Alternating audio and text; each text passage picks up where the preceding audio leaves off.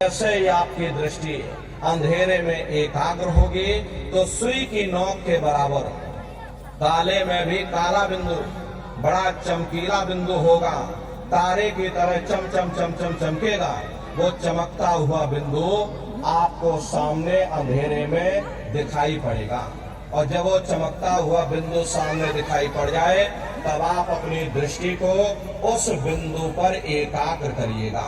जब आप अपनी दृष्टि उस बिंदु पर एकाग्र करोगे तो बिंदु के चारों तरफ से बड़ा भारी प्रकाश निकलेगा, चक्र की तरह से बहुरंगी प्रकाश होगा।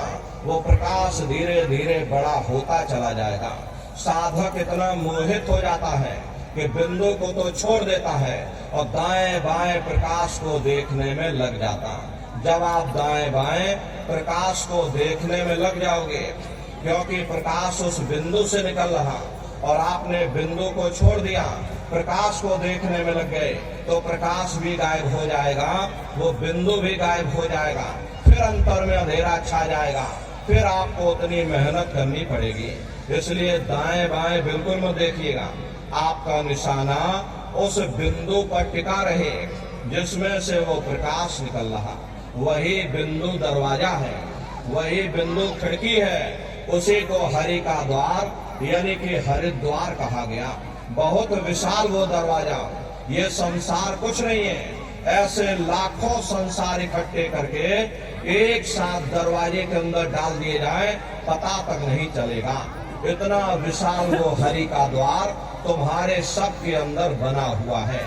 छोटे से बीज को लेकर के हम आपसे कहें कि इस बीज के अंदर बहुत बड़ा पेड़ है तो आप भरोसा नहीं करोगे, लेकिन उस छोटे से बीज को जब आप जमीन में गाड़ दोगे, थोड़ा खाद पानी दोगे, वो बीज अंकुरित हो जाएगा, उसमें से विशाल लताएं भी निकलेंगी, विशाल वृक्ष का रूप भी लेगा, उसमें से फल और फूल भी निकलेंगे।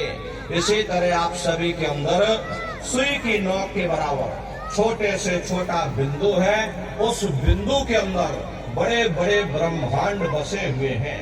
वो चमकता हुआ बिंदु आपको सामने दिखाई पड़ेगा, और जब वो बिंदु सामने दिखाई पड़ जाए तब आप अपनी दृष्टि को उस बिंदु पर एकाग्र कर देना।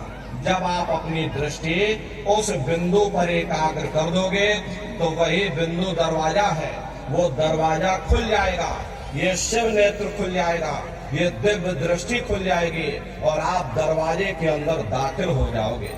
एक बार प्रेमी भाई बहनों, ये दिव्य दृष्टि आपकी खुल जाए, फिर क्या भूत, क्या भविष्य, क्या वर्तमान, कोई भेद आपसे गुप्त नहीं रहेगा। लाखों वर्ष पहले क्या हुआ था, भविष्य में क्या होने वाला है, अपने अपने घरों में बैठ करके आप ध्यान में बैठ करके भूत भविष्य वर्तमान देख सकते हो। तो यह है ध्यान करने का तरीका। एक बार फिर से समझ लीजिए कैसे आपको ध्यान करना है। अपने अपने घरों में पलथी मार करके बैठ जाओ।